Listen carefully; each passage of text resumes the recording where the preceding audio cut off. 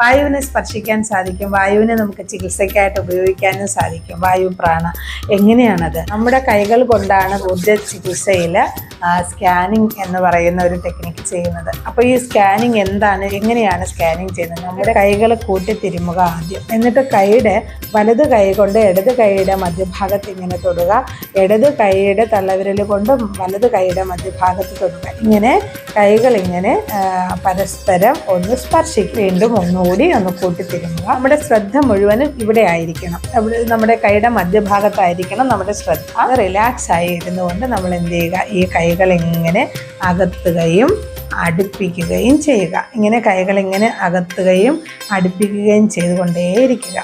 കുറച്ച് സമയം കഴിയുമ്പോൾ നമ്മുടെ കൈക്കുള്ളിലൊരു മർദ്ദം അനുഭവപ്പെടും. അതായത് നമ്മുടെ കൈകൾ പിന്നെ അങ്ങോട്ട് അടുക്കാത്തൊരവസ്ഥ ഉണ്ടാകും. അപ്പോൾ കൈകളിങ്ങനെ അടുക്കാതിരിക്കുവാണെങ്കിൽ നമുക്കവിടെ എന്ത് മനസ്സിലാക്കാൻ പറ്റും? എന്തോ ഒന്ന് പ്രഷർ ചെയ്യുന്നുണ്ട് അല്ലേ, എന്തോ ഒന്ന് തള്ളുന്നുണ്ട്. നമ്മുടെ കൈകൾ ഇങ്ങനെ എത്ര ശ്രമിച്ചിട്ടും അടുക്കുന്നില്ല. നോക്കൂ, ആ തള്ളലിങ്ങനെ വലുതായി വരും. ഇതാണ് യഥാർത്ഥത്തിൽ വായു പ്രാണ. ആ ഒരു വായുവിൻ്റെ സമ്മർദ്ദം നമ്മുടെ കൈക്കുള്ളിലാക്കി നമ്മൾ ആ കൈക്കുള്ളിൽ നമ്മുടെ ആ ഒരു വായുവിൻ്റെ സമ്മർദ്ദത്തെ കൊണ്ടുവന്നു. അപ്പോൾ വായു എന്ന് പറയുന്ന ആ ഊർജ്ജത്തെ സ്പർശിക്കുന്നത് ഇങ്ങനെയാണ്. ഈ കൈകളിങ്ങനെ കുടയുക.